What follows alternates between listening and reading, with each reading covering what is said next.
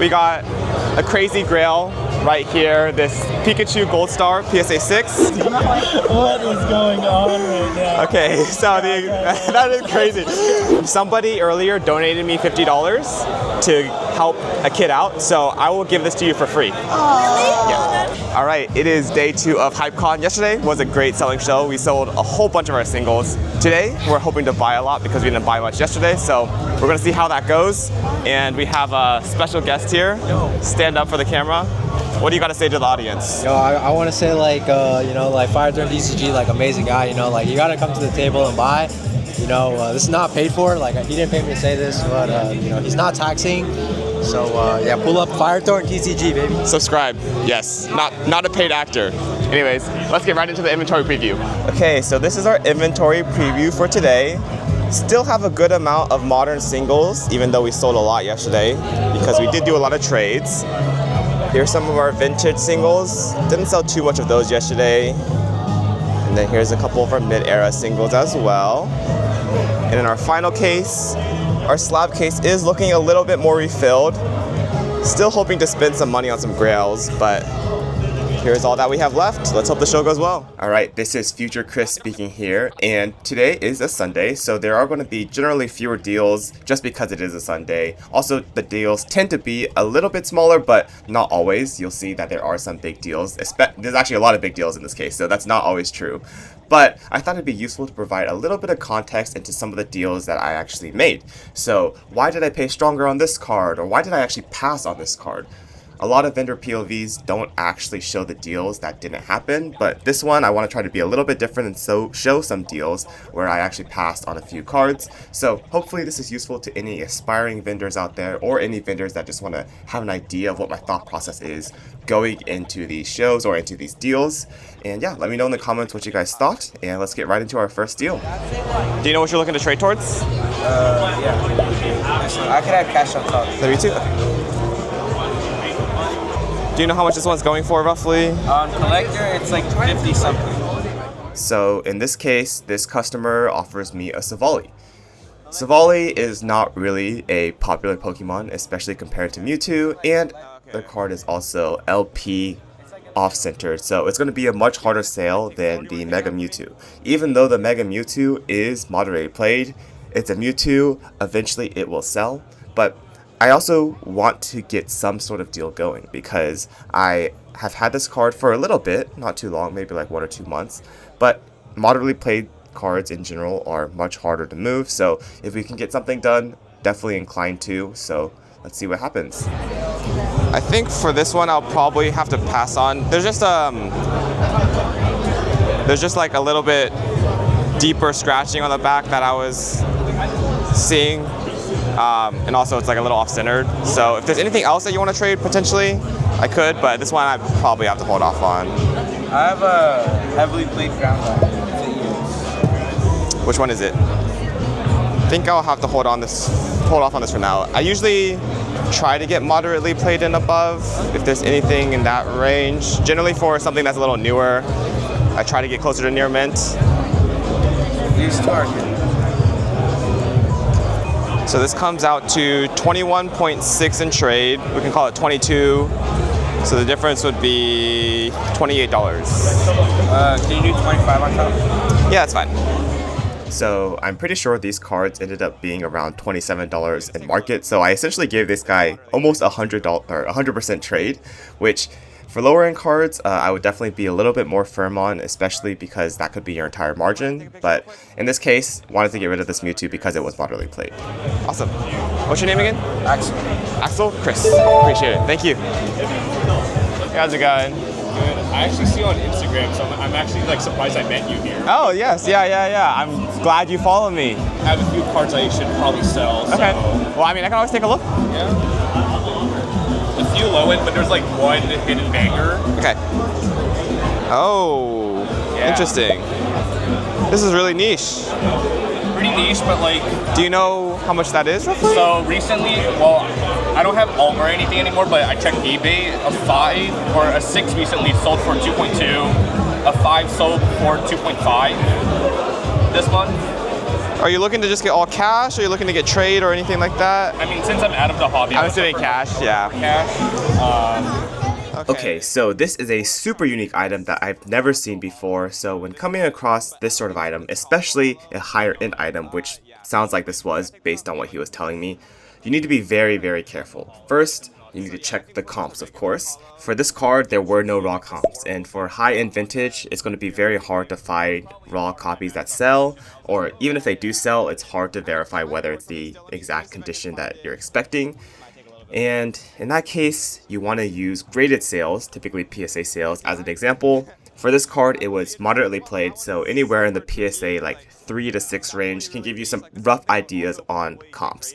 Of course, it won't be 100% accurate, but at least gives you a good starting line to price that card. Another thing is that for these higher end vintage cards, just be careful, have a black light, see if there's any coloration. Sometimes people will color in the white dots to make it seem cleaner than it is. There might be hidden damage, creases, scratches, whatever. Even trimming can happen.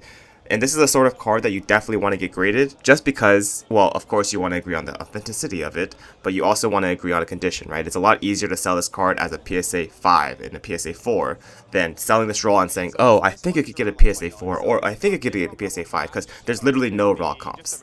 Another thing that's useful is asking whether they're looking for cash or if they're looking for trade. Cash tends to be a little bit less in terms of the percentage or the value compared to trade because trade allows you to move inventory, whereas cash makes it so that you can't buy future inventory. So trade always tends to be a little bit higher of a value than cash. My price, based on the eBay sales of the 5 and 6, I would probably want around like 1.7. It's always tough because with cards like these, they're a little bit more strict. Yeah. I think I could get a 5. I think a 6 is a little ambitious because like 6 is what I put like LP at basically. Yeah. So I think like a 4 or a 5 is. That's what I was thinking as well. Yeah. But of course, like I said, on eBay, a 6 actually sold for 2.2, but then a 5 sold for 2.5. So it's like as you said, it's niche. It's really weird the market for this. Okay. A 6. So yeah, 6 just sold for 1.9. Oh. A 9 sold for. Oh no, because I see what you're talking about, the 2.5 sale for a PSA 5, which is weird, right? And then the 6 is lower than a 5. Yeah, which is which is really weird. Yeah, the 6 selling for 1.9 is a little bit scary. A 9 sold for 2.8. Yeah. Yeah, so for example, if a 9 is selling for 2.8 and a 5 is selling, or like that 2.5 sell for the 5 is a little bit weird because a $400 difference for a 5 to a 9 is a little bit weird. 6 is just even lower. Yeah. For a 5, I'm guessing the market price is probably closer to like 1.7. And then for a 4, it's probably closer to like 1.3, 1.4. So somewhere in the middle would be like 1550. And then I think this is something that you would have to get graded essentially because there's no raw sales data. So grading fees are $79.99 for the regular tier, plus like shipping or whatever. So that's like an extra $100. I'm going to shoot you an offer. I think this is going to be a little far from what you're looking for, but it is a little bit tricky. So I'd probably be at like 1150, and I'll just tell you how I got to that number is that I put market price at 1550 roughly. I subtracted $100 because I think most people would get this graded. So then that comes to 1450, and then I did 80% of 1450, which is 1150. Normally I would pay closer to 85% for something that's in that range, but because this is so niche, it's going to take a little bit longer for me to move. Of course. So that's how I got to that number. I'm not trying to lowball you. I totally understand it. That's just to give you a starting point. If you can get more than that, I would like don't feel pressured to like come back to me or whatever. Yeah. But like definitely walking around and see if you can get better. But I'll be here 1150 if you want it. Great. What's your name again? Alan. Alan Chris. Chris. Nice to meet you. There you go. And yes, I've never seen this card before. And really? Yeah, I've never seen that card before. So amazing. Yeah. Good luck today though. So this is a perfect example of a deal that I'm not trying to force. right? It is a very niche card. It is a card that I have to get graded and I have to wait for PSA to actually send it back. So I don't want to go over my limit here. And he told me later that he found a better buyer, which is completely fine. I'm glad he got as much money as he could out of it. It's just something that I wasn't willing to pay super strong on because of those reasons I mentioned. And that sort of thing is something that you're just going to have to learn through experience. By doing card shows, by figuring what moves for you and what doesn't, then you can figure out what your limit is. And I know for this thing, it was not going to move very fast for me, so I wasn't willing to pay as strong. Hopefully this was helpful to provide some insights on deals that sometimes just don't happen. All right, if you guys have been enjoying the video so far, please make sure to subscribe. Really appreciate all the support, and let's get back to the vendor POV. Look at vintage cards I can take a look. for Pokemon. Yeah. If you just go from TCG player and then you offer me like some reasonable percentage, then I would have no problem because it's just based on the market. Yeah, I mean, like, what percentage are you looking for? So that way we have an idea of like what we can agree on. One person said that they would do 85 on the most expensive ones, and then 80 I would say is just like I'd be fine with 80 as well. Especially if you buy like more than one. Is that too high? Oh no, I mean 80 is fair. 85 probably, like 85 for everything is probably a little high for me. I mean, there's a couple of things that I could play like a little bit stronger on. Yeah. No, like for example, like the more expensive stuff I can play like a little bit stronger on. This same one in Machoke, and then the guy bought it for 85. Yeah. I think there's a non-holo.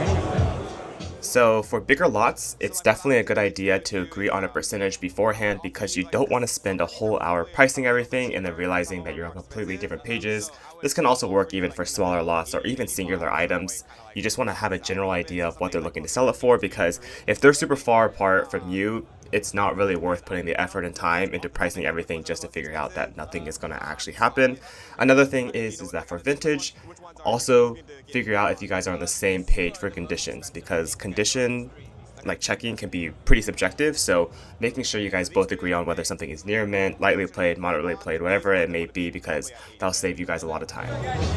So we can search up market together and agree on prices for these. Yeah, can we do that? Yeah. Do you mind if I take these out of the top loader just to double check?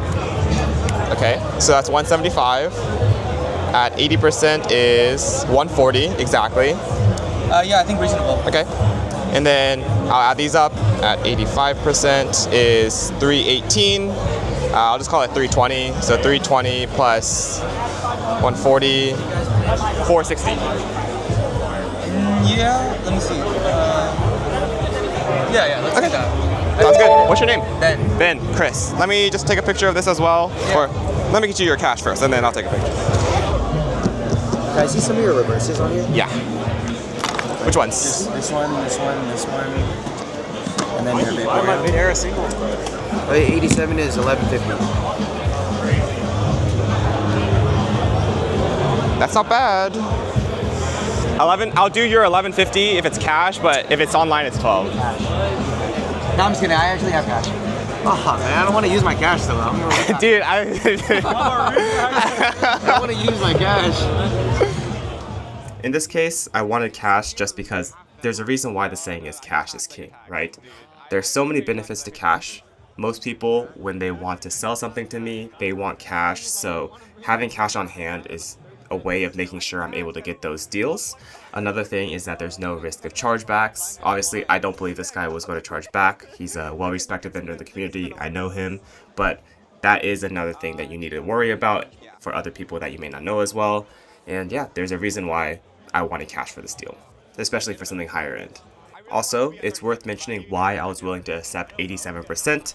This tends to be a lower percentage that I want to sell at. Ideally, I want to sell from 90 to 95%, but the prices for the cards I was selling, which are reverse holo stamps, are tough. Because there is such little sales data, especially for raw copies, I'm willing to sell a little bit below than what I typically would, because I'm not having to negotiate my sticker, argue condition, and also take a percentage on top. Awesome. Cool. What's your name again? Mikey? Mikey, yeah. Chris. One more time. Chris. Chris. All right, we have Richard here. We've talked a good amount, but we haven't done an official deal yet. So this is our first deal. We got a crazy grail right here, this Pikachu Gold Star PSA 6. And then we tossed in another nice rat into the deal. closing it out for $37.50 in cash to help fund his honeymoon. Also, shout out to RZY Collects on YouTube, BZ Collects, Instagram. Check him out. He's the GOAT. Appreciate you, man. Thank you. Appreciate it. Let me get you cashed out. Chris is great. Keep following his content. Like and subscribe. Yes, like and subscribe.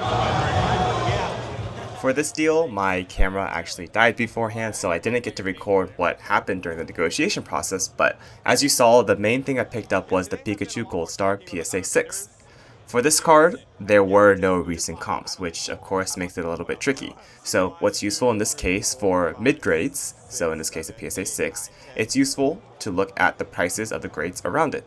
So in this case, we looked at a PSA 5 price, which was selling for around $3,000, and PSA 7 prices, which were selling for around $5,000. It can also be useful to see if there's any listings for this card, which in this case there was a listing at 4.2K, so we had a rough estimate that the market was around the 3.9 to 4K, so in between the 5s and the 7s, and of course I paid him a percentage based on that comp. Hey, how's it going? Good. You said you might like some vintage stuff. Okay. Yeah. Sure, I can take a look. Semi-vintage. Before I start pricing everything, Sure. do you have like a percentage or a cash number in mind that you would like to be at for some of these? Because it ranges for, Yeah, definitely ranges. I think it depends on like the total amount, I guess. I've like between 80 and 85 in that range. Okay. Yeah. I can do that. Some things I'd be a little, I mean, I could do that. I'd probably be closer to like that 82, 83, so like right in the middle. Yeah, exactly. Right in the middle totally works. Are there any like dents or creases on anything that? No. Okay. Yeah. Just want to double check. I'll double check as well. Yeah. I mean, for the modern stuff, I'm usually like pretty fine on. It's just the vintage stuff, like. Yeah. Oh yeah, we'll take a look at this closely. Yeah. Sorry, I was talking about the modern stuff. Vintage stuff we should look at. Okay. Squirtle I have at 115, just the same as my sticker, so that way fair on both sides. Like, appreciate that. what I usually do is that like I usually just go off my sticker because that way if like somebody is buying from me like or selling, it shows that like I'm being consistent with both, right? You know what I mean? Because I don't want to be like, oh, I have mine stickered at 130, but I'm only giving you 115 market price. You know what I mean? Yeah. So I'm going to be fair. I mean, I think it's 115 also market as well. I try to be right on the dot. So. Yeah. So total for this comes out to 813. Okay. Oh my god! What is going on right now? Okay, so that is crazy. Okay, yeah, I'll round it up to 670. Cool. Nice. That's so cool. I appreciate But yeah, that. if there's anything you're interested in, let me know. Otherwise, that could be cash number as well. Yeah, sure. I'll just leave that with you right now. Take a look at your Ganger. Yes.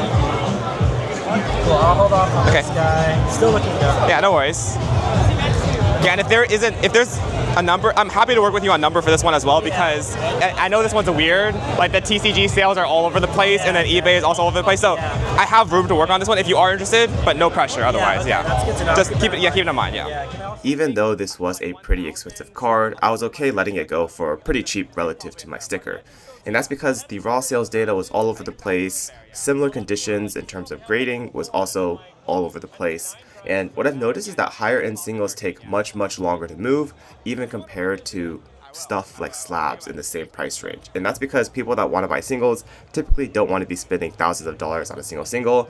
And I've been sitting on this card for quite a few months now and was definitely okay letting go of it.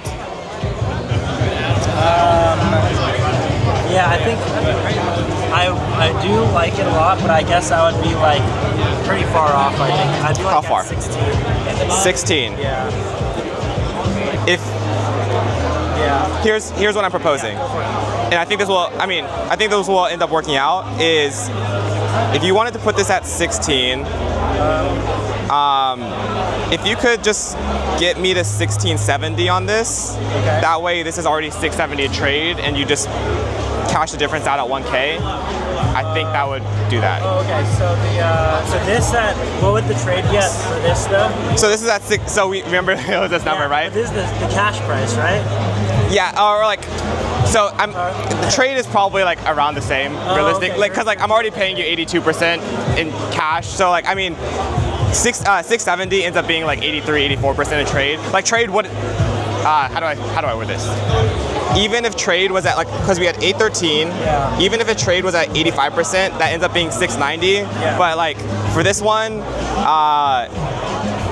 like we're already like thousands apart. So like the $10 or $20 is like not as big as this one. I say, yeah. You know what I mean? So like, I guess if you wanted to save an extra $20, we could do that. But like, I would like to be like close to 1,000 on top for this. So putting this like somewhere closer to like that 1650 mark or whatever, because I think 16 is fair.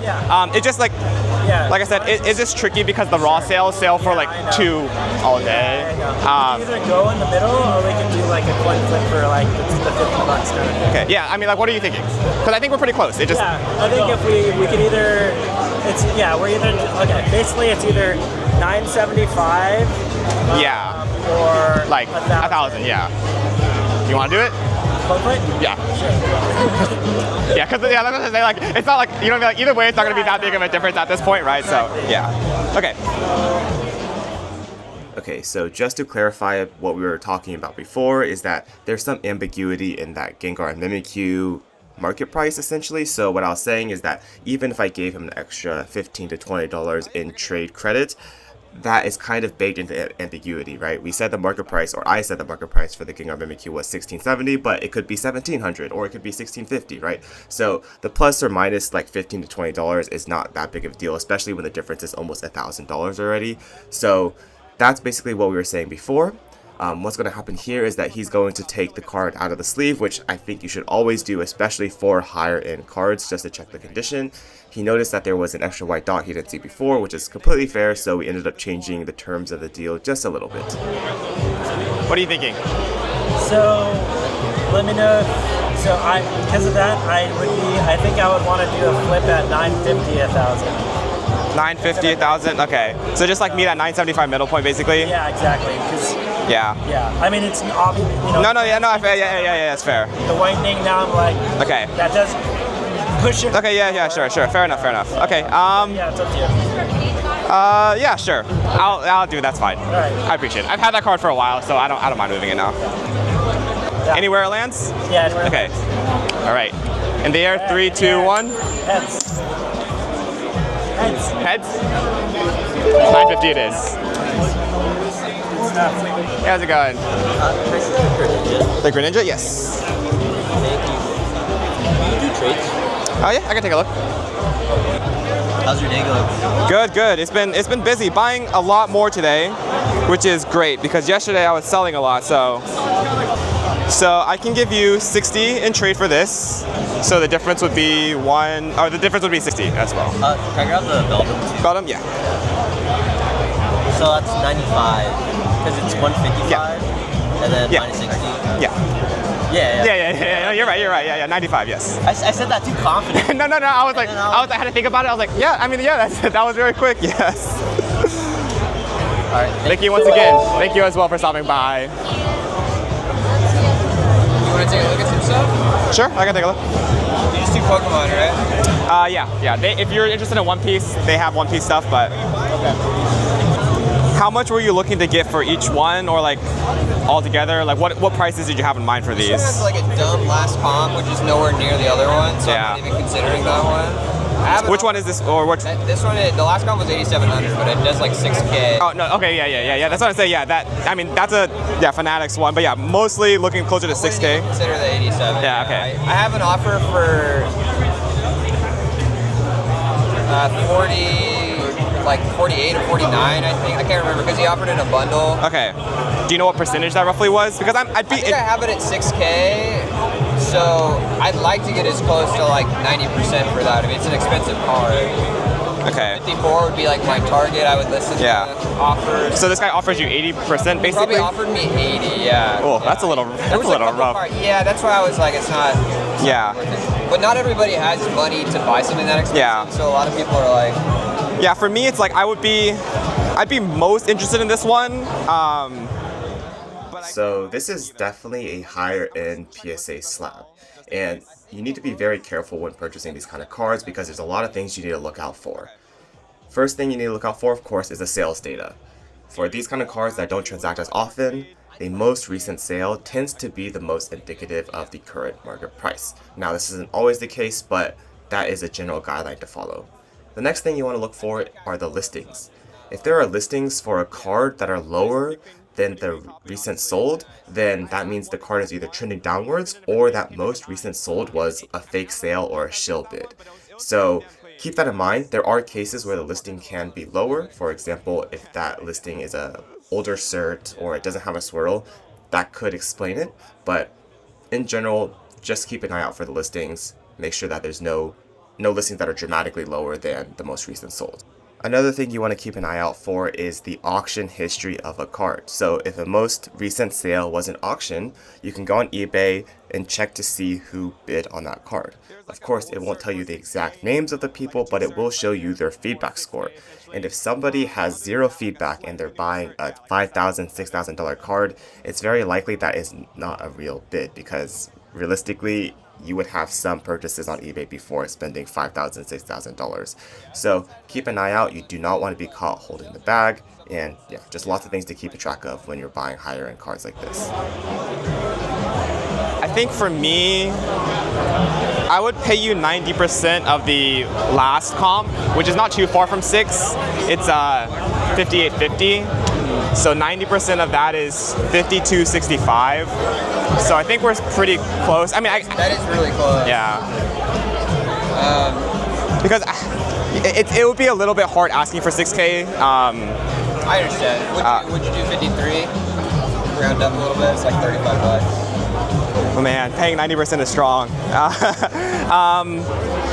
Would you do 52 and like a 150 in trade? 52 and 100 and I would do extra $50 in trade, but you don't. Maybe you have something that you. What about 52 and then 100 in trade? So you're getting your 53, but you take a trade. Yeah, I mean you could sell that $100 card for like 80-85%. So you're getting, or I mean I guess. Yeah, that's what I'm kind of thinking. Yeah. So like I gotta take a percent. That's why I was kind of thinking the extra 150 in trade. Yeah. Maybe get that 100 out of it. I mean, if you took 150 in trade, you would probably get a little bit more than 100 realistically. You want to call it 120 in trade? 52. Sure. I mean, is there something you're interested? I mean, yeah, I could. It depends on what it is, because some things they move a little bit easier than. Whatever you think you have room like for, like you didn't get killed on or whatever. Is this Squirtle really 115? Is that like true market? Yeah. I mean, I have 2 of them, so I would take that one if that works. Okay. Let me just show you market, just so you can double check. But yeah, I have 2 of them, so I'm happy to get rid of one of those. Yeah. Let's do it. Appreciate it. Awesome. I think I have just enough cash. Cool. So let's see. Okay, so going forward, there's going to be a little bit less narration, mostly just more simple deals going forward. I might pop in occasionally to make in a brief comment, but the rest of the deals are pretty simple buy/sales. So if you guys enjoyed this, let me know in the comments what you guys thought about this new style. Definitely something I want to consider more in the future. And yeah, let's keep going. All right, to recap some of the big deals that we had today, we picked up this Gold Star Pikachu, PSA 6 from one of our vendor friends, and then this first edition for Alligator, PSA 10. Super excited about the pickups, and no more cash really, so that's exactly what I wanted. Look at that Dragonite. Yes. Go 80 on it? Yeah, that's fine. You got Venmo, Zelle? Zelle. And what's the name under again? Gardevault. Gardevault? Chris. Appreciate it. Thank you. Thank you. Hey, how's it going? Yes. Take 510 cash. Yeah, let's go with me. Awesome. What's your name again? Dale. Dale. Chris, appreciate it. Enjoy that grail. Lugia's my favorite Pokemon, so it's always sad to see whenever a Lugia goes. Have a good show. You know somebody would buy that. What are you looking to trade towards? Anything in specific? Like any of the starter Pokemon. Any of the starter Pokemon. Which one are you thinking? Bulbasaur. Okay, so I have this Squirtle here. I have this Bulbasaur here. Have you seen this one? How about I do this? So you can keep this. Somebody earlier donated me $50 to help a kid out, so I will give this to you for free. Really? Yeah. Thank you so much. There you go. Thank you. Yes. I mean, thank them. They came by yesterday at the end of the show, and I was like, oh man, I don't know if I'm gonna find somebody at the end of today, so I was like, I'll carry it over. So enjoy that card. Yes. Thank you for stopping by. I was like, I need somebody to come by and show some interest in something. Oh, thank you. Yeah, of course. Hey, how's it going? Good afternoon. I was wondering what's the lowest you'll take for the pink Pikachu? Cash? Cash. Well, Apple Pay. Sorry, Zelle. Zelle? Yeah. Probably like 510. 510? Yeah. You wouldn't do 475? If it was cash, I could probably get a little closer to there, but if it's online, it's a little bit easier for me to have cash. So I'll probably have to be at 510 if it's online, yeah. Sorry about that. Okay, thank you. Yeah, of course.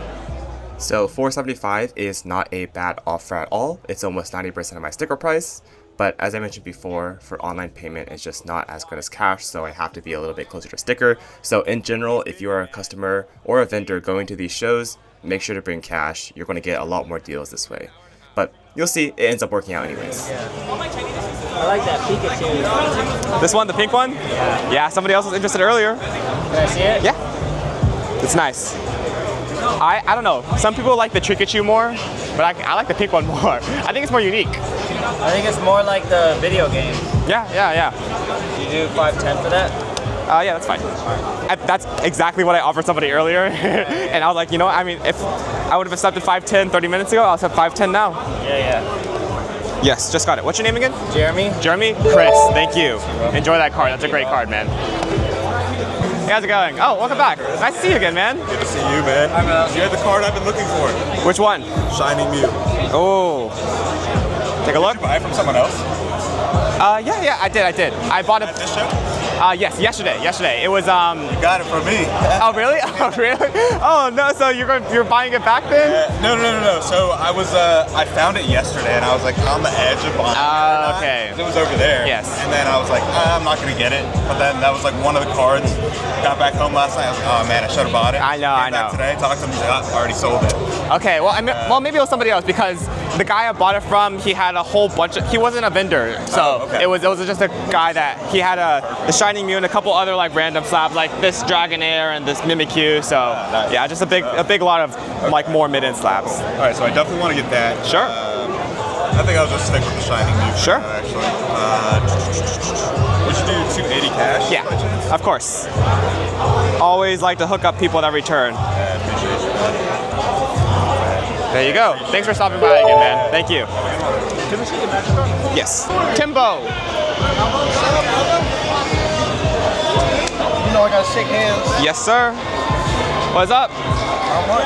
Bro, can you buy my Charizard? Which one? Which Charizard? Oh. How much? Oh, maybe. Yeah, I got one offered earlier.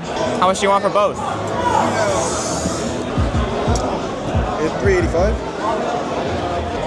Okay, sure. Yes. You don't want to take the, Nah. Sell those when the repackers want it. All right, bet. Okay, that is a wrap on day 2 of HypeCon, and we came in with the objective of buying as much as we can, and we bought some crazy bangers. So if you guys enjoyed the video, make sure to comment, subscribe, leave a like, do all that jazz, and yeah, check out last week's video right here, and see you next time.